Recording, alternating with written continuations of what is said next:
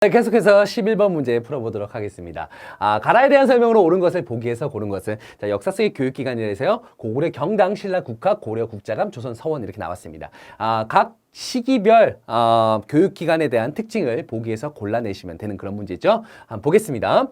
자, 고구려 경당 같은 경우는요. 이제 고구려가 이제 평양으로 천도한 이후에 지방에 설립했었던 민간 교육기관이라고 보시면 되겠고요.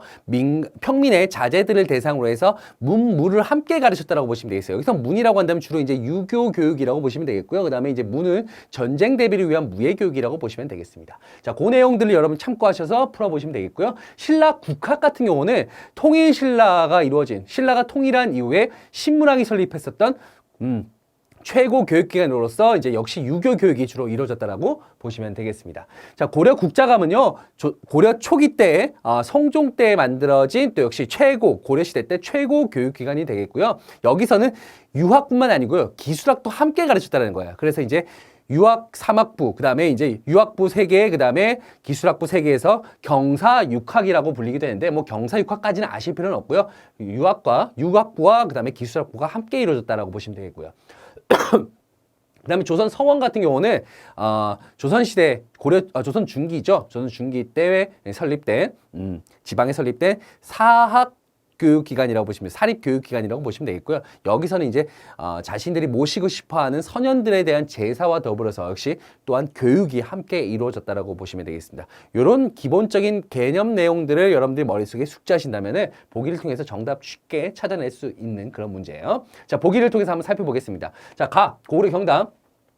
글읽기와 활쏘기를 가르쳤다. 제가 방금 언급드렸었죠. 문무를 함께 가르쳤다라는 거. 그렇기 때문에 기억은 맞는 내용이고요. 니은 최충에 의해 설립되었다라고 나왔습니다. 제가 앞에서 언급했지만 통일신라 신문왕 때 설립된 신라 최고 교육기관이라고 말씀을 드렸습니다. 최충에 의해서 설립된 건요. 고려 중기 때 만들어진 사학이죠. 사학. 예. 문헌공도. 또 다른 말로 이제 구제학당. 9개 전문 강좌를 가르쳤다 해서 구제학당이라고 얘기하고 있습니다. 이 최충에 의해 만들어진 이런 사학이 융성하면서 이제 개경 주변에 사학 12도가 이제 등장하게 되고 이런 것들이 사학이 발전하게 되는 어떤 계기가 되었다. 그를 통해서 이제 관학이 상당히 위축되니까 국자감을 통해서 관학 진흥을 하는 그런 모습들도 보인다라는 거. 여러분들은 이런 것들은 역시 개념 정리에서 충분히 배웠었던 내용들입니다. 우리도 마찬가지잖아요. 사교육이 융성하면 뭡니까? 공교육 강화 정책을 내세우잖아요. 똑같은 거라고 보시면 돼요. 자, 디귿. 출판을 담당하는 서적포를 두었다라고 보시면 돼요. 서적포. 이게 이제 고려 숙종 때 이제 서적포를 둔 겁니다. 출판을 담당하고 서적을 간행하기 위해서 이제 서적포를 두은 건데 이게 국자감에 두었냐? 맞는 내용이에요.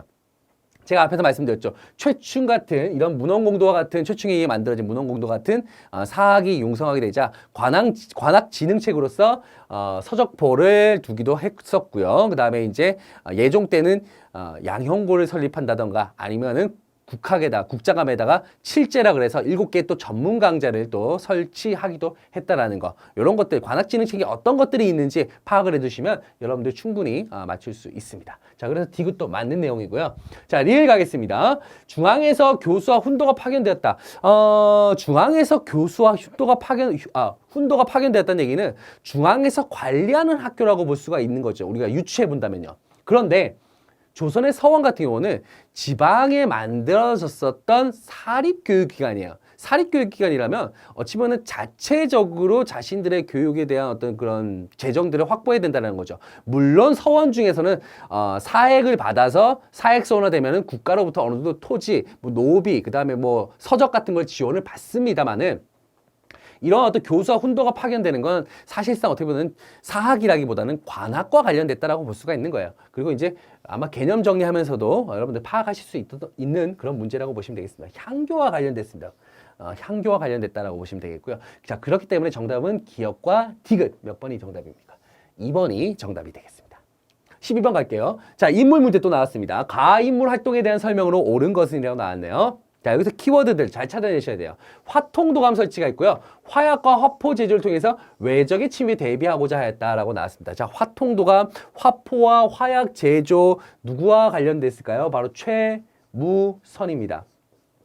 고려 후기 때, 우왕 때 이제 원으로부터 이제 화약 제조법들을 아주 몰래 터득을 하게 됐죠. 그러면서 이제 우왕에게 건의를 합니다.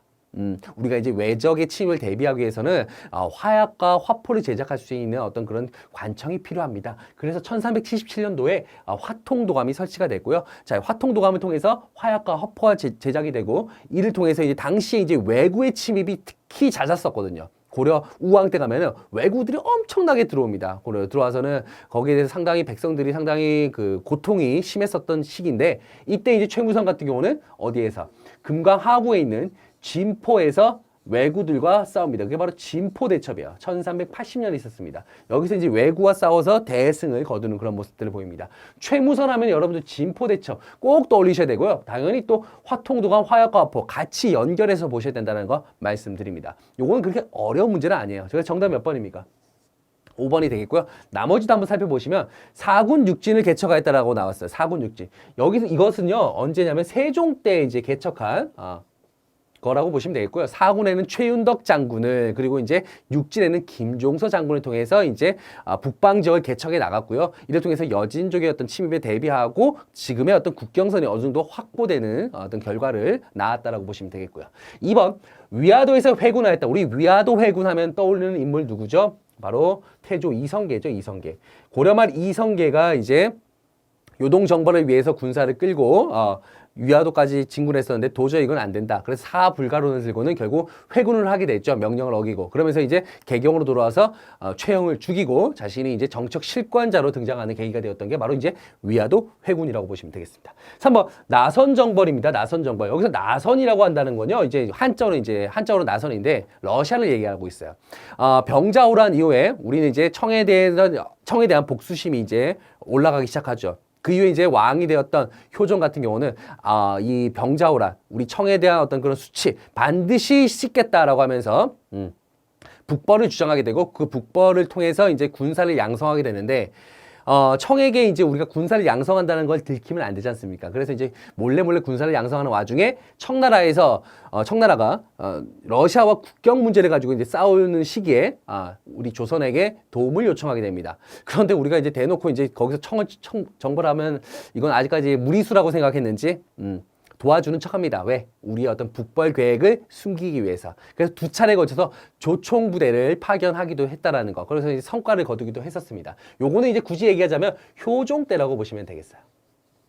자, 4번 처인성 전투에서 활약하였다. 우리 처인성 전투라고 한다면 이제 몽고의 2차 침입 때라고 보시면 되겠습니다. 몽고의 2차 침입 때 역시 무신 정권기예요. 아까 우리 이제 이후에 이제 최후 정권 때 우리 무신정권 최후 정권 때 강화도로 천도하거든요. 그러면서 육지에는 이제 백성들만 덩그러니 남아 있습니다. 자, 이때 이제 몽고의 침입 때 당시 승려였던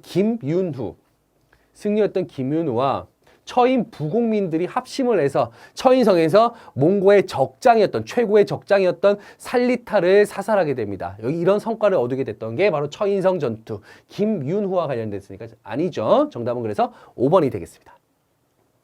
13번 갈게요. 가상뉴스에 소개하고 있는 책에 대한 설명으로 옳은 것은 우리 이제 이 서적과 관련된 문제들 가끔씩 등장합니다. 2회에 한 번씩 이제 출제가 되고 있거든요. 자, 요거 잘 살펴보셔야 되는데 어찌 보면 좀 어렵다라고 느낄 수가 있겠지만 여러분들이 우리 고려 중기부터 해서 고려 후기, 그다음에 조선 초기, 그다음에 조선 후기 여기 정도의 어떤 일부의 어떤 그 책들, 서적들, 간행된 책들을 여러분들이 어느 정도 파악을 하고 계신다라고 한다면 어렵지 않습니다. 사실은요. 어렵지 않은데 사실 이것도 좀 어렵게 생각하실 분들이 계시지만 이순유가 나왔고요.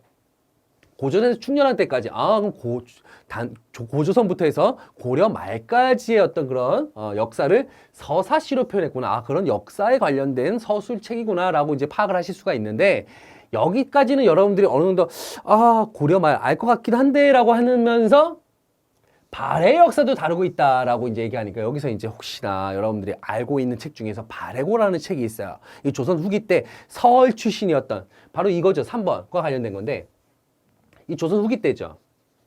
서울 출신이었던 유득공이 서술한 이 발해고라는 책이 있습니다. 여기 발해고라는 책에서 이제 발해가 언급되었구나라고 생각하실 수가 있는데 그래서 3번이라고 생각하시는 분들이 많았을 거예요. 아마 매력적인 오답으로 이거를 아마 체크하신 분들이 계실 텐데 아닙니다. 자, 남북국이라고 하는 용어를 사용한 건 맞아요. 근데 발해를 처음 언급한 거는 이순유의 뭡니까? 제왕운기죠, 제왕운기. 예, 제왕운기라고 보시면 되겠습니다. 유득공의 발해고하고 이제 이승유의 제왕운기는 반드시 구별하실 수 있어야 돼요. 발해의 역사를 다뤘다는 건 공통점이지만 남북국이라고 하는 거, 남국은 이제 통일신라고 북국은 발해지 않습니까? 그렇죠?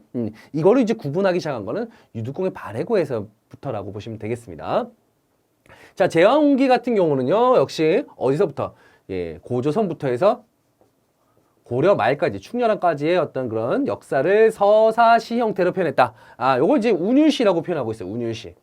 우리가 이제 랩에서도 라임이 있지 않습니까? 라임. 딱딱딱딱 끝을 맞추는 라임처럼 여기도 운율시 형태로 해서 5원시, 7원시 형태로 썼습니다. 자, 그리고 이제 발해 역사를 처음으로 다뤘다라는 거. 그리고 이제 단군에 대해서 처음으로 언급을 했다는 거. 단군에 대한 언급이 처음으로 언급한 거 아니고요. 단군에 대한 언급이 있었다라는 거. 이렇게 좀 기억을 해두시면 될 것 같아요. 우리가 이제 이 이승유의 제왕운기 같이 이제 고려 말에 쓰여진 많은 서적들이 있습니다. 이것은 이제 당시에 이제 무신정변 이후, 그 다음에 이제 몽고의 침입 이후에 떨어진 민족의 자주의식을 되찾자라고 하는 의미에서 전통 문화를 이해하려는 그런 경향으로 만들어진 서적들이라고 보시면 돼요. 그때 이제 만들어진 서적은 무신정변 때 이후에 이제 만들어진 책, 무신정권 때 만들어진 책은 이제 이규보의 동명왕편, 고구려 계승의식을 담았고요. 그 다음에 이제 고구려의 어떤 영웅들에 대한 서사시 형태로 이제 역사를 서술한 거야. 그리고 각훈의 해동고승전, 삼국의 고승들을 또 정리한 책이 무신 정권 때 만들어진 그런 민족의 자주의식을 찾기 위한 서적들이라고 보시면 되겠고요. 그 다음에 이제 원간석기 때는 이제 이승유의 제왕운기가 있고요. 또 다른 서적으로 이제 일연이 있었던 삼국유사가 있습니다. 삼국유사. 이 삼국유사 같은 경우는 일연 같은 경우는 이제 승려다 보니까 상당히 좀 불교사 중심으로 책이 서술되었다라는 게 특징이고요. 여기도 역시 단군이 언급이 되었다는 점에 있어서 제왕운기랑 상당히 또 공통점이 있다라고 보시면 되겠습니다. 아시겠죠? 자, 그렇기 때문에 정답이 몇 번이에요? 2번이 되겠고요. 우리 이제 역사 서적 하면은 제가 지금 이제 고려 후기 때 역사 서적만 얘기했는데 그 고려 중기 때, 그 앞선 고려 중기 때로 넘어가면 우리 이제 삼국사기, 우리가 가장 또 유명한 또 역사서 중에 하나잖아요. 삼국사기. 김부식이 썼던 삼국사기 같은 경우는 신라 계승 의식을 담아서 어떤 삼국의 역사를 정리한 책이라고 볼 수가 있겠고요.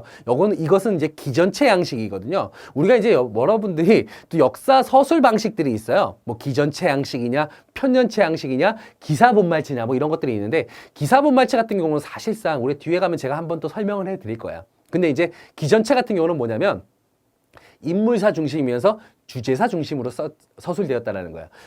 본기 그 다음에 열전, 지표, 그래서 왕의 이야기, 그 다음에 신하들의 이야기, 그 다음에 뭐 제도적인 이야기 하면서 주제사별로 이제 썼고 인물사 중심으로 이루어졌다라고 보시면 되겠고, 편년체는 뭡니까? 사건의 전개 순서대로 쭉 한 거예요. 연, 월, 일대로. 몇 월 며칠, 그 다음에 다음에 몇 월 며칠, 뭐 이런 식으로 해서 시간 순서대로 이렇게 작성한 서술 방식이 이제 편년체라고 보시면 되겠고요. 우리 뭐 조선 왕조실록 같은 것들이 주로 이제 편년체의 서술 방식으로 작성이 됐다라고 볼 수가 있는 거죠. 자, 기전체 형식으로 서술됐다. 이거는 이제 뭐 굳이 얘기하는 삼국사기가 대표적인 역사서라고 보시면 되겠고요. 유네스코 세계기록유산으로 등재됐다? 아니에요. 이승유의 제왕운기는 전혀 그렇지 않습니다. 5번, 신라의 역사를 상대, 중대, 하대로 구분했다. 상대, 중대, 하대. 우리가 이제 수업 시간이라든가 강의 시간에 아마 상대, 중대, 하대 아마 들어보셨을 거야. 신라를 통일되기 이전을 상대라고 하고요. 그 다음에 통일된 이후, 왕권이 강했던 시기까지를 중대, 그 다음에 이제 왕권이 약화된 시기를 하대. 요런 표현이 나와 있는 게 바로 삼국사기예요.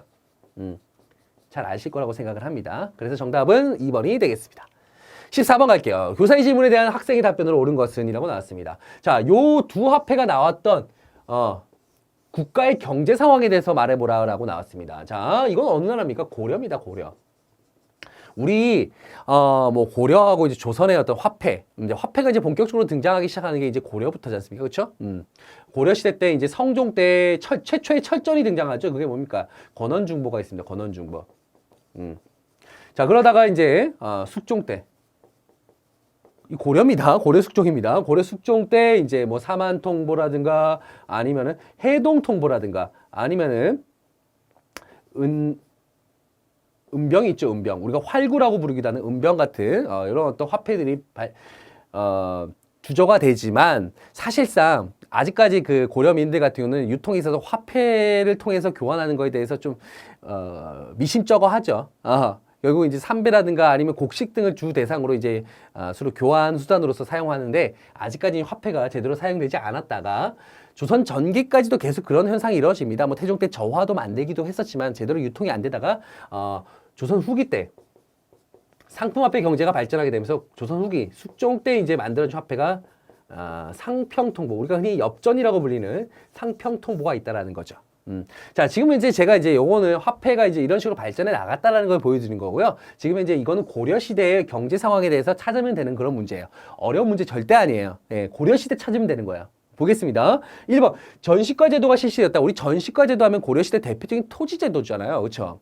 경종 때 시정전시과, 전현직 관리를 대상으로 해서 관직과 인품을 대상으로 해서 실시됐던 거, 시정전시과가 있다라는 거. 자, 그러면서 이제 문종 때 가서 목종 때 가서 이제 전시과가 다시 개정되고요. 그 다음에 문종 때 가서 이제 경전시과 다시 한번 또 견시과가 개정이 되는 그런 모습들. 전시과 하면 언제요? 바로 고려시대라는 거 체크해 두시기 바랍니다. 좀 더 어려운 문제가 나왔다라고 한다면 뭐 경종 때 이제 시정전시과 이런 것들일 텐데 아직까지 중급에서는 뭐 경종 때 시정전시과, 목종 때 개정전시과, 문종 때 경정전시과 뭐 이렇게까지 크게 구분을 안 할 거예요.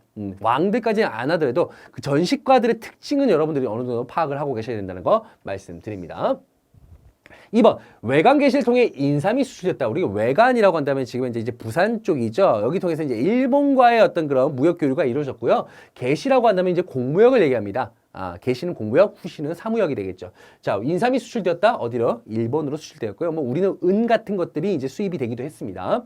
이건 이제 언제냐면 조선 후기 때 사상이 활동이 활발해지는 조선 후기 때 모습이고요. 이 외관 계시를 통해서 활발하게 활동했었던 대표적인 사상이라고 한다면 누가 있습니까? 바로 내상이죠, 내상. 부산 동네 지역에 내상이라고 하고요. 여기 이제 또 개성의 송상 같은 경우도 어느 정도 인삼 수출에 인삼 수출에 있어서 활동을 했었다라고 볼 수가 또 있습니다. 자, 3번 덕대가 광산을 전문적으로 경영했다. 덕대 전문 경영인입니다. 우리가 한다면 전문 CEO가 되겠죠. 이들 같은 경우는 물주, 바로 이제 지주라든가 상인 자본으로부터 투자를 받습니다. 투자를 받아서 채굴업자를 고용하고요. 노동자들을 고용해서 거기에서 수익을 창출하고 물주들에게 투자금을 주고 자신도 어느 정도 이익을 얻는 그런 어떤 형태의 그 사람이 바로 이제 덕대, 그런 어떤 계층이 바로 덕대라고 보시면 되겠고 전문 CEO입니다. 이건 조선 후기 때죠. 조선 후기 때 역시 마찬가지로 조선 후기 때. 제가 이제 여러분께 강의 시간에도 많이 말씀을 드리지만 조선 전기와 조선 후기의 차이점이 있어요. 뭘까요? 예, 조선 전기 같은 경우는 수공업이라는 광업은 주로 이제 관영으로 주도가 됐다는 거, 관영이 주도했다는 거, 정부 주도에 의해서 이루어졌다는 거죠. 그렇기 때문에 제가 조선 전기에는 묶어두었다. 라고 표현했고요. 조선 후기 때는 이제 수공업도 마찬가지고 그 다음에 광업도 마찬가지지만 민영으로 다 넘어옵니다. 일정한 세금만 지불하게 되면은 자기가 민간에서 자유롭게 생산이 가능하다라는 거죠. 이게 바로 뭡니까? 민영 수공업, 민영 광업의 어떤 형태로 나타났고 그 가운데서 광산에서는 덕대라고 하는 이런 어떤 계층이 생겨나기도 했다라는 겁니다. 이건 조선 후기 때 모습이야. 자, 4번 담배고추 등의 상품작물 재배. 상품작물 재배하면 역시 이것도 언제입니까? 조선 후기가 되겠죠. 이런 것들 잘 파악해 두시면 돼요. 담배고추. 이게 이제 조선 후기 때 이제 우리나라로 넘어오게 되죠. 조선으로 넘어오게 되고 이제 이런 것들이 돈이 된다라고 하니까 이제 막 재배가 막 이루어지는 시기가 이루어지는 모습이 보여진다라는 거죠. 우리가 이제 담배고추 같은 경우 우리가 뭐 전통작물이라고 착각하시는 분들이 계신데 담배고추 같은 경우는요. 옆나라 뭐 일본, 중국으로부터 전해지긴 했습니다만은 실질적으로 그 원산지가 어디냐? 바로 중남미 지역이에요. 중남미 지역. 예, 그렇다는 거 알아두시면 좋습니다. 5번 청해진을 중심으로 해상무역이 이루어졌다. 청해진 완도 지역이죠. 이때 이제 장보고가 이 청해진을 중심으로 해서 서남 해안권을 장악했고요. 뭐 산둥반도에는 뭐 법화원이라고 하는 사찰도 건립하게 됐다라는 거. 이런 것들은 이제 언제죠? 통일 신라 때의 모습이라고 보시면 되겠습니다. 자, 그래서 14번의 정답 1번이 되겠습니다. 15번 갈게요. 다음 상황이 나타난 시기를 연폐해서 옳게 고른 것은 여기서 키워드가 나옵니다. 어떤 키워드가 나오는지 볼게요. 최후가 있고요. 그 다음에 강화도가 있습니다. 조금 어려워요, 여러분들. 3점짜리만큼 어렵습니다. 이거 사실 이거 고급에서 나올 만한 문제거든요. 근데 이제 여기서 키워드는 최후가 강화도로 행차해서 청하니 왕이 망설이지 못하고 결정하지 못했다. 지금 이제 왕이 결정하는 게 아니고요. 최후가 결정해서 이제 왕에게 갈 거야 말 거야 막 이렇게 지금 이제 겁박을 주고 있는 그런 상황이라고 볼 수가 있는 거죠. 최후가 녹봉으로 받은 술의 100여량을 빼앗아 자기 집 재물로 강화로 보내니 굉장히 흥미했다. 이어서 성안에 방을 붙이기를 시일에 미루어 길에 길을 나서지 않는 자를 군법으로 논하겠답니다. 다른 건 몰라도 강화도로 지금 행차할 것에 왕에게 지금 겁박을 주고 있는 상황이고요. 강화도로 지금 보내니까 개경은 지금 흉흉한 상황이다. 최후가 지금 어디로 가고 있는 중이야? 강화도로 가고 있는 중이야. 이게 뭐냐? 최후 정권 때 강화도 천도가 이루어집니다. 자, 최후가 누군지를 근데 여러분들이 파악을 하셔야지 이 문제를 풀 수가 있는 거예요. 최후조차 누군지 모르면 사실상 이 문제에 대해서는 여러분들이 개념 공부부터 다시 하셔야 된다는 거 말씀드릴게요. 저 최후는요, 무신 정권기 때, 최씨 정권 때 두 번째 집권자가 되겠죠. 우리 무신 정권이 1170년 무신 정변으로 이제 이루어진 정권입니다. 그런데 이게 이제 1170년부터 해서 1270년까지 약 한 100년 동안 유지가 되는데 초기에는 어땠냐면요. 이방, 그다음에 정중부 등이 이제 계속적으로 권력이 교차되는 시기입니다. 자신이 권력을 차지하기 위해서 계속 동료들을 죽이죠. 그러면서 경대승이 또 차지하다가 또 이의민이 차지하다가 또 이의민을 또 최충원이 죽입니다. 자, 최충원이 이제 정권을 차지한 후에 교정도감을 세우면서 정적들을 하나하나씩 제거한 다음에 안정적인 어떤 무신 정권을 만들어 갔죠. 그렇다고 해서 무신 정권이 안정적이다라는 건 아니에요. 그나마 이제 무신 정권이 초기에는 워낙 혼란스럽게 이어지다 보니까 그나마 이제 무신 정권 내에서 그나마 안정스럽게 유지되었던 그 정권이 바로 이제 최씨 정권이에요. 최충원, 최의, 최황, 최이로 이어지는데 그런데 이때 최후 정권 때 누가 쳐들어오냐? 몽고가 침입을 해옵니다. 몽골의 침입이 있었고요. 결국은 이제 개경을 지키지 못하고 강화도로 천도하게 되는데 명분은 무엇이냐면요. 우리는 몽고에 항복하지 않고 끝까지 싸우겠다는 게 하나의 명분이지만 실질적으로 이제 강화도로 천도한 후에 육지는 누구만 남았습니까? 백성들만 남는 거예요. 그래서 아까 백성들만 남다 보니까 2차 전투에서 이제 처인성 전투, 김인우의 어떤 그런 활약들이 있었다라는 거 여러분들 알 수 있는 거죠. 그렇죠? 네. 몽고 침입이 있었다라는 거. 이게 1232년이고요. 몽고가 침입했던 1차 침입을 해왔던 시기가 1231년도입니다. 자, 이런 것들을 여러분들이 머릿속에 어느 정도 기억을 하시고 이 시기를 파악한다면 분명히 라라는 걸 찾아낼 수가 있는데 여기서 이제 최후가 무신 정권 때의 인물이다라는 걸 알면은 다와 라 중에서 아마 헷갈렸을 거야. 과연 다일까 라일까 헷갈릴 수가 있을 텐데 여기서 이제 정방설치가 중간에 나오잖아요. 정방설치. 이 정방설치는 뭐냐면 역시 최후 정권 때 설치되었던 인사행정기구입니다. 사람을 뽑을 때 왕의 재가를 받지 않고 자신의 집에서 사람을 뽑아요. 그러면서 이제 정계에 진출시키는 거죠. 이게 이제 1225년이고요. 그 정방 설치 초기에 이후에 이제 이런 몽골의 침입을 통해서 강화도를 천도하는 모습이 보입니다. 그래서 정답은 몇 번입니까? 네, 4번 라가 되어 있고요. 1차 여몽연합군이 일본 원정, 정동에서 설치한 다음에 1차 여몽연합군이 일본 원정을 떠난 시기는요. 우리가 이제 원에게 결국 항복을 하고 개경으로 다시 왕이 한도를 하게 됐죠. 원 간섭기에 들어갔던 시기라고 보시면 되겠습니다. 여기서 여몽이라고 한다면 고려와 몽고의 연합군이 일본 원정 떠난 건데 사실상 우리가 뭐 일본 원정 떠나고 싶어 떠났겠습니까? 몽고의 압력에 의해서 결국은 이제 떠날 수밖에 없는 상황이 된 거죠. 네, 그렇게 받아주시면 되겠습니다. 자, 15번의 정답 4번입니다. 자, 16번으로 갈게요. 다음 명령에 따라서 시행된 정책에 대한 설명을 옳은 것은 자, 세조입니다. 세조. 우리 세조 알고 계시죠? 이제는 이제 누굽니까? 예, 세종의 셋째 아들로서 셋째 아들이 아니죠. 둘째 아들입니다. 세종의 둘째 아들로서 이제 수양대군이었었죠. 그러면서 결국은 이제 개유정난을 통해서 조카였던 단종을 패하고 자신이 왕위에 올랐던 인물입니다. 자, 이 왕위 계승이 정상적이에요? 정상적이지 않아요. 예, 정상적이지 않아요. 예, 이 정상적이지 않은 왕위 계승을 가진 왕, 조선 초기 때 2명이 있습니다. 대표적으로 이제 태종 이방원이 있고요. 형을 죽이고 이제 왕이 올랐지 않습니까? 그렇죠? 형을 쫓아내고 왕이 올랐었고, 이 세조 같은 경우는 이제 조카를 쫓아내고 왕이 올랐던 비도덕적으로, 비정상적으로 왕이 계승에 올랐기 때문에 주변의 어떤 간섭, 그 비판에 대해서 상당히 좀 무시를 하려고 하고 듣고 싶어 하지 않아요. 그러니까 이제 뭐 신하들이 와서는 전하 이러하셔야 됩니다. 이런 것들 듣고 싶지 않거든요. 자, 그렇다 보니까 의정부를 거치지 않고 어디에서 모든 업무를 육지에서 직접 다이렉트로 보고하도록 합니다. 이건 무엇을 위한 거냐? 바로 왕권 강화를 위한 거죠. 그러니까 도덕적으로 약간 비난받을 어떤 짓을 했잖아요. 일을 했잖아요. 그러다 보니까 자신의 어떤 왕권을 강화하기 위해서 이런 중간에 의정부를 거치지 않고 바로 육조라고 한다면 2호 예병 형공, 예, 그 판서들로부터 이제 보고하는 그런 형태를 취하게 된다. 요 대표적인 왕이 세조도 있고요. 앞에 태종 이방원도 있다라는 거 여러분들 기억하시면 되겠고요. 정답은 몇 번입니까? 2번이 되겠죠. 세조의 아버지였던 세종 같은 경우는 이제 뭘 썼습니까? 네, 의정부 어떤 정책이냐? 의정부 서사되죠. 이 의정부 서사자 육조직계의 차이를 얘기한다면 왕이 있어요. 그 다음에 의정부가 있죠. 여기 의정부에는 이제 삼정승들이 있습니다. 영의정, 좌의정, 우의정, 그쵸? 그 다음에 이제 육조가 있죠. 육조는 이제 사실상 실무를 담당하는 관서라고 보시면 되는데, 여기에서 보고를 하고, 여기에서 건의를 하면 재가를 내리고, 이제 마지막으로 실행에 옮기는 작업으로 이게 의정부 서사제, 왕권과 신권의 어떤 조화로운 어떤 모습을 보이는 건데, 왕 같은 경우 중간에 의정부를 거치지 않고 육조에서 바로 다이렉트로 잔소리 듣기 싫다 이거예요. 그렇게 생각하시면 될 것 같습니다.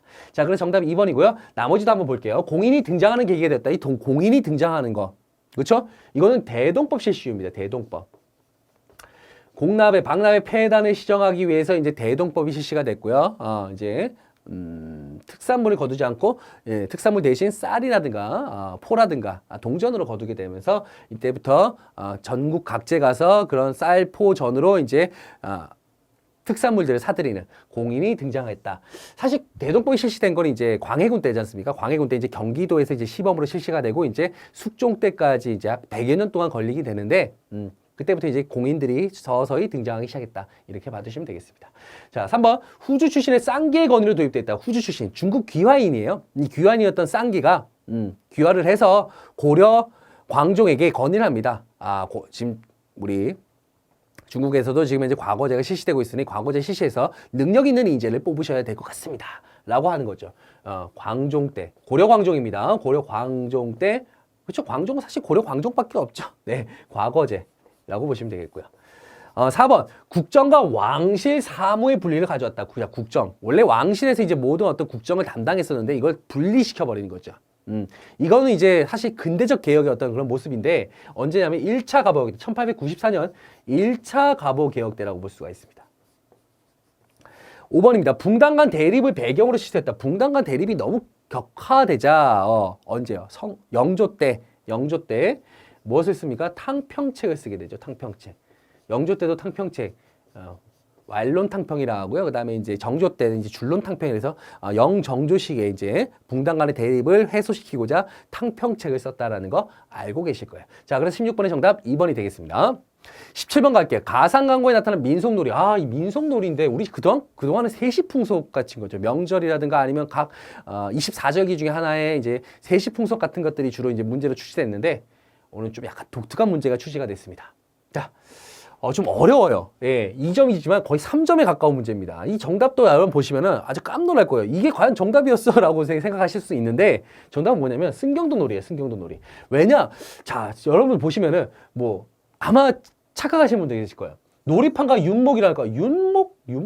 이게 사실 이 윤하고 이 유하고 다른 거잖아요. 윤목이잖아. 우리 유시라고 하는 거지. 이거는 다른 건데 윤목이 하니까 뭐 또 윤목을 굴려서 뭐 이렇게 한다니까 옛날에 윷놀이가 이렇게 이런 식으로 이제 게임을 했었구나라고 생각하셔갖고 1번이라고 생각하신 분들이 계시지만 아닙니다. 예, 1번 정답입니다. 그게 바로 함정이에요. 매력적인 오답이라고 제가 앞에서 말씀드렸었죠. 함정입니다. 정답은 승경도 놀이에요. 놀이판 위에서 펼쳐지는 벼슬살이라 그래서 윤목을 던져서 뭐 영의정에도 올라갈 수가 있고요. 좌의정에도 올라갈 수가 있고요. 아니면 뭐 2조 판서, 6조 판서, 뭐 형조 판서 이렇게까지 올라갈 수 있으면서 이런 관직을 가지고 관직이 어디까지 높이 올라가냐 그리고 어디에서 파직이 되느냐 뭐 이런 것들을 다루는 게임이 바로 무슨 게임이다? 승경도 놀이라고 보시면 돼요. 승경도 놀이. 아시겠죠? 예. 이게 정답은 4번입니다. 사실 좀 어렵습니다. 네. 자, 고누놀이 같은 경우는 이거는 말밭을 깎아놓고 이거 지금 이제 서양의 어떤 체스와도 어떻게 보면 유사한 거죠. 뭐 게임의 어떤 형태가 비슷한 게 아니고요. 약간 말밭을 세워놓고는 상대방 말을 잡거나 뭐 가두는 형태로 이루어지는 게임이 이제 고누놀이라고 합니다. 고누놀이. 뭐 차전놀이 같은 경우는 이제 안동에서 유래되죠. 이때 이제 안동. 지금 당시 이제 고창 전투에서 이제 왕건과 이제 견훤 간의 그 군사들이 싸우는 형태에서 이제 유래됐다라고 해서 유래된 놀이가 바로 안동의 대표적인 놀이, 차전놀이가 되겠고요. 노다리 밟기 같은 경우는 고려 말 이제 외국 홍건적의 칭을 받은 이제 공민왕이 안동으로 피신 왔을 때 자신의 공주들이 이제 강을 건너야 되는데 강을 못 건너는 상황에서 동네 이제 소녀들이 이제 뭐 허리를 숙이고 이제 다리를 만들어줬다. 그래서 공주가 그걸 밟고 지나갔다 해서 유래가 됐던 놀이가 바로 이제 노다리 밟기라고 보시면 되겠습니다. 자, 이렇게 기억을 하시면 되겠고요. 조금 17번은 거의 대부분이 틀리지 않았는가라는 생각이 듭니다. 예, 저 아마 거의 모르는 노래일 거니까요. 예. 18번으로 가겠습니다. 다음 검색창에 들어갈 책에 대한 설명으로 옳은 것은 이라고 나왔습니다. 자, 국가 행정을 체계하고 유교 사회 질서를 확립한다라고 나왔고요. 그다음에 세조 때 시작해서 성종 때 봅니다. 자, 세조 때 편찬 시작, 성종 때 반포하면 여러분들 아마 강의 시간에 너무나 중요하게 다뤘던 부분들이에요. 그리고 이제 유교지서 사회를 확립한다. 질서를 확립하기 위해서 뭐가 필요합니까? 법이 필요한 거죠. 법이 필요해요. 그렇죠? 자, 내용을 보시면 국가조직, 재정, 의례, 군사제, 통치 전반에 관한 법령이 나왔다라고 하는데 규정을 나왔다고 하네요. 자, 이거 뭘까요? 예. 어려운 문제 아닙니다. 경국대전입니다. 경국대전. 조선 최초의 성문화된 법전이라고 보시면 되겠고, 육전 체제를 중심으로 해서 만들어진 육전 체제를 중심으로 구성된 조선시대 최초의 성문화된 법전이라고 보시면 되겠습니다. 자, 그러면 이 경국대전에 대한 내용을 옳은 거 고르시면 되는데, 제가 먼저 언급을 했네요. 육전 체제, 이후 예병, 형공, 형전의 육전 체제로 구성된 거 바로 경국대전 맞는 내용입니다. 1번이 정답입니다. 교재에 정확히 나와 있습니다. 자, 2번 경률론. 자, 보시면 무슨 율, 무슨 론 3장으로 되어 있다. 뭐와 정리하였다. 뭘까요, 이거? 대장경이에요, 대장경. 그죠? 대장경. 우리 뭐 고려시대 때 대장경들 많이 만들어졌고, 많이 편찬이 됐었죠? 만들어졌습니다. 뭐 고려시대 때 뭐 초조대장경, 거란의 침입을 막기 위해서 초조대장경, 그 이후에 이제 의천이 만들었던 교장, 속장경이라고 하기도 하고요. 그 다음에 이제 몽고의 침입 때 몽고의 침입 때 불심으로 이겨내기 위해서 또 팔만대장경, 또 다른 말로 이제 제조대장경이라 표현하기도 하죠. 대장경에 관한 내용이라고 보시면 되겠고요. 3번, 역대 전쟁에 관한 기록을 체계하였다. 자, 역대 전쟁. 언제부터 언제까지 전쟁을 체계하였냐라고 이제 물었을 때, 이 조선시대를 이제, 를 한정해서 얘기한다면 문종 때 이제 편찬된 동국병감이라는 게 있어요. 동국병감은 우리 고대부터 해서 고려까지의 어떤 그런 이민족과의 어떤 전쟁사를 다룬 역사책이 있습니다. 전쟁 역사서라고 보시면 되겠죠. 요게 이제 문종 때 만들어진 동국병감이 있다라는 거. 동국병감.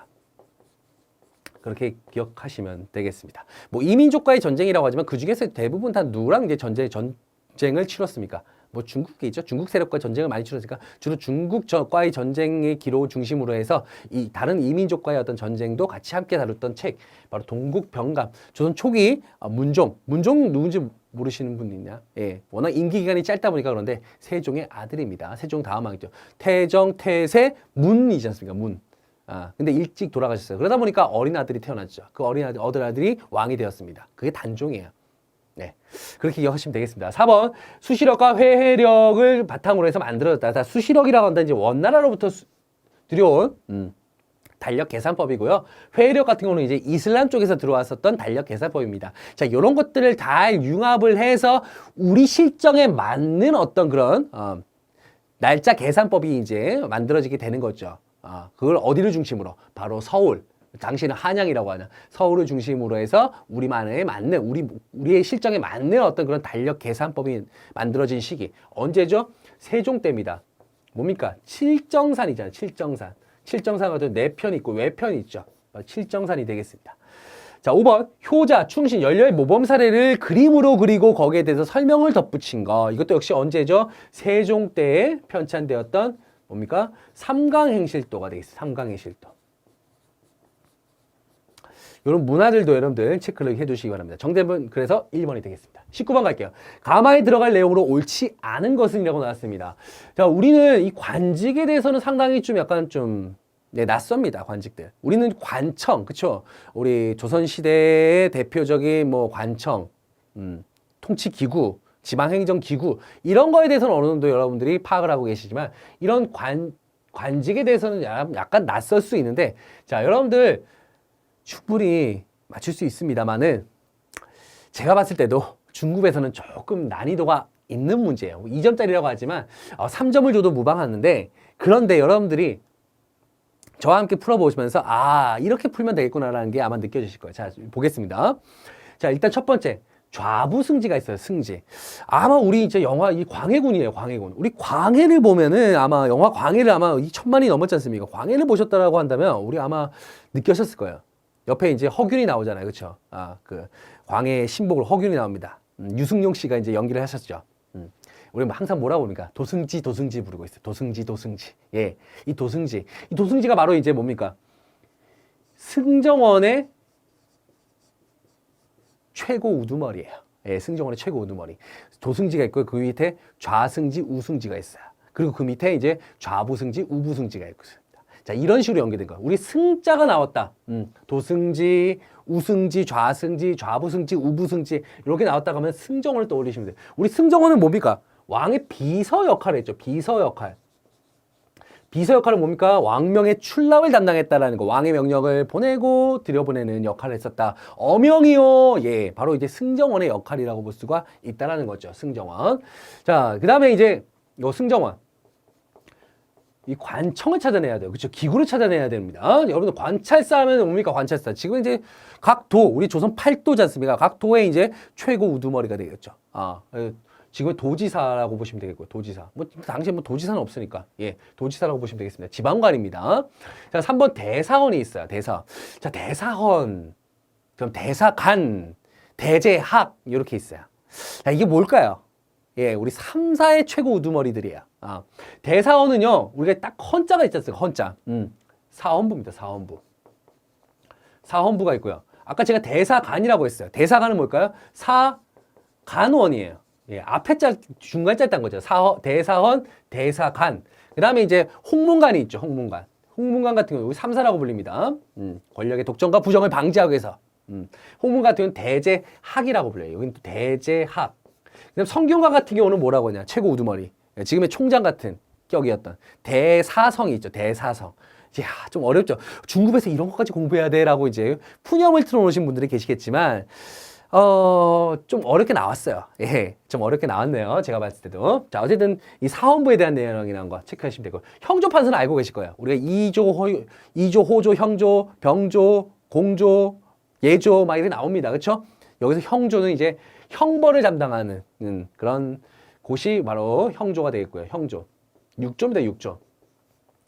그 다음에 영의정이죠. 영의정은 이제 우리가 이제 의정부죠. 의정부 소속이죠. 의정부에 이제 영의정, 우의정, 좌의정 있다는 거 알고 계실 겁니다. 자, 요거만 체크를 하셨다고 한다면 맞출 수 있어요. 자, 보겠습니다. 1번. 왕명의 출납을 담당했다. 아까 말씀드렸죠. 비서 역할을 했다는 거. 맞는 내용이고요.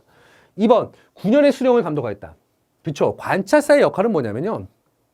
도지사잖아요. 각 지역에 이제 군현들이 있을 거아니에요. 군현들을 살피는 거예요. 수령을 감찰하고 감독하는 그런 역할을 담당했던 게 관찰사라고 보시면 되겠습니다. 맞는 내용입니다. 3번 재정의 출납과 회계를 담당하였다. 자, 재정의 출납과 회계를 담당하였다. 여러분들 이게 아까 제가 뭐랬습니까? 대사원, 사헌부, 사관원, 홍문관 뭐라고 했죠? 3사예요. 3사. 3사의 역할은 권력의 독점과 부정을 방지하기 위한 거. 왕에게 잘못된 것을 간하고요. 관리들을 감찰하고요. 풍속을 교정하고요. 그 다음에 왕에게 조언을 해주는 그런 역할들을 담당했었던 게 바로 3사입니다. 그런데 여기 3번에 나왔던 재정의 출납과 회계를 맡은 거는요. 고려시대 3사예요. 그래서 항상 아마 강의실은 항상 얘기합니다. 고려시대 3사랑 조선시대 3사 헷갈리지 말라고요. 확실하게 구분을 해두시라고요. 조선시대 3사는 권력의 독점과 부정 방지. 고려시대 3사는 재정의 출납과 회계 담당. 그렇게 되면 정답 아닌 것을 고르는 거니까 3번이 정답이 되는 거야. 어렵게 느껴질 수 있지만 쉽게 다가갈 수가 있는 그런 문제. 바로 19번 문제죠. 4번 형벌에 관한 일을 주관했다. 제가 아까 말씀드렸지만 형벌 관련된 거 형조판서 형조 맞고요. 국정 전반을 총괄했다. 의정부 영의정 우의정 좌의정 예 국정 전반 총괄한 거 맞는 내용입니다. 다 맞는 내용. 정답 3번이 되겠습니다. 20번 갈게요. 가라이 들어갈 내용으로 적절한 것을 보기 위해서 고른 것은 자 여성들에 대한 문제인데요.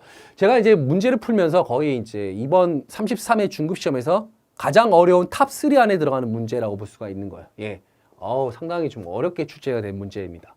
이건 고급에서 나와도 사실 좀 어렵게 느껴질 수 있어요. 고급에도 어렵게 느껴질 수 있는데 이 중급에 이런 시험이 나왔다는 게 조금 의아스럽긴 합니다만 풀어보도록 하겠습니다. 자, 1번 선덕여왕.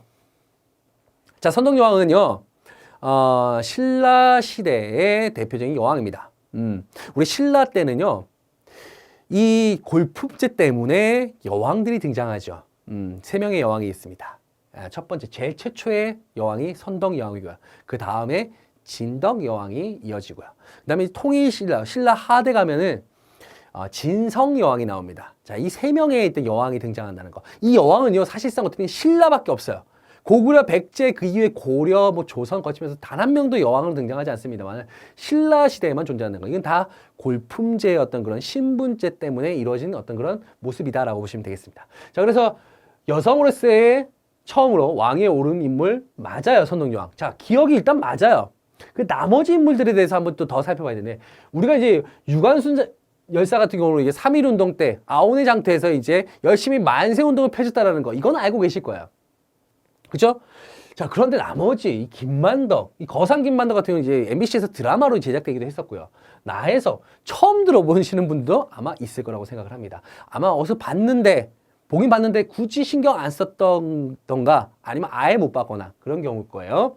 자, 김만덕 같은 경우는 이 제주도에 있었던 거상입니다. 유통업을 통해서 상당한 많은 부를 축적했던 거상이에요. 원래는 이제 어렸을 때 이제 어머니, 부모님을 다 잃고 그 다음에 이제 기생으로 들어갔다가 그 이후에 이제 객주의 어떤 주인이 되어서 상당한 부를 축적했었던 인물인데, 그 부를 자신을 위해서 쓰기보다는 당시 제주도에 상당히 그 수해가 일어나고 나다 보니까 거기에 있는 빈민들을 위해서 자신의 전 재산을 다 바칩니다.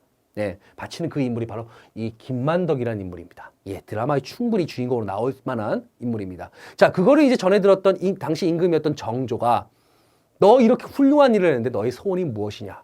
금강산을 한번 가고 싶습니다. 오, 금강산. 아니, 지금 금강산 갈 수 있으면, 우리도 지금 금강산은 잘 못 가지만, 물론 분단됐기 때문에 못 가는 거지만요. 당시 금강산은요, 지금의 거의 해외여행 이상급에 버금가는 그런 일입니다. 그리고 이제 성공의 어떤 하나의 척도가 되기도 하고요. 이건 남성 영역에만 해당된다고 보면 되는데, 당시에는 꿈도 꿀 수 없는 여성 중에 한 명이었던 이 김만덕이, 예, 정조의 호의 속에 어디로, 네, 금강산을 관광하는 그런 또 어떤 영광을 누리기도 했다라는 거. 김만덕, 흉년을 고통받는 빈민을 구하다. 맞는 내용입니다. 정답은 그래서 기억 니은입니다. 나머지도 한번 볼게요. 유관순 하면 우리가 아까 말씀드렸죠. 제가 아오네 장터에서 3.1운동, 만세운동을 벌였던 대표적인 여성 운동가라고 볼 수도 있는 거죠. 그렇죠? 자, 근데 3번 보면 을밀대 위에서 노동 탄압을 규탄하다. 을밀대 위에서 노동 탄압을 규탄하다. 이거 1931년도에 있었던 이 인물은 강주룡이라는 인물이, 강주룡.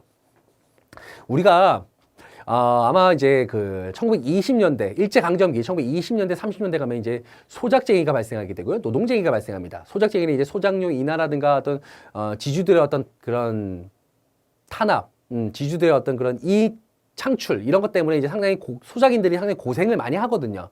예, 상당히 고통을 많이 받습니다. 그때 이제 소작인들이 중심이 돼서 소작쟁이, 한마디로 파업이 일어나는 거죠. 대표적인 게 이제 암태소 소작쟁이가 있는 거고요. 그다음에 이제 뭐 노동쟁이 같은 경우는 이제 일본의 회사들이 이제 한반도로 들어오기 시작하면서 노동 조건 개선이라든가 임금 인상 등을 이제 기치로 내걸고 이제 노동쟁의가 발생하게 됩니다. 뭐 대표적인 게 원산 노동자 총파업 같은 것들이 있습니다.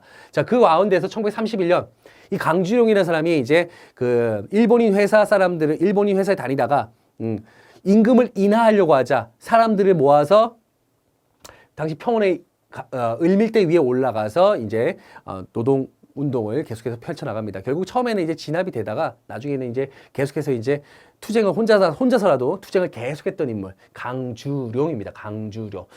고급에서도 사실 많이 나오고 있습니다. 한 5, 6회마다 한 번씩 나오고 있고요. 중급에서는 사실상 거의 안 나오는 인물이에요.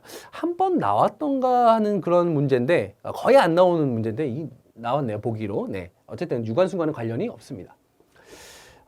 리얼 최초의 여의사로 신여성의 삶을 살다. 최초의 여의사라고 한다면 우리가 김점동이라는 사람이 있어요. 김점동.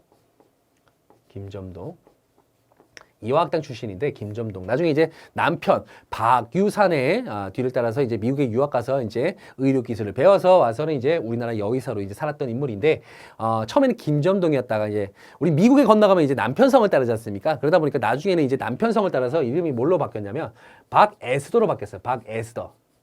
남편이 이제 남편 성 이름이 박유산이었기 때문에 그 이름을 따서 박에스더라는 이름으로서 또 활동을 하는 모습들이 보입니다. 이거는 나혜석과는 관련이 없어요. 나혜석 같은 경우는요, 일제강점기 때 활동했었던 여류 서양 화가입니다. 그리고 작가이기도 했고요.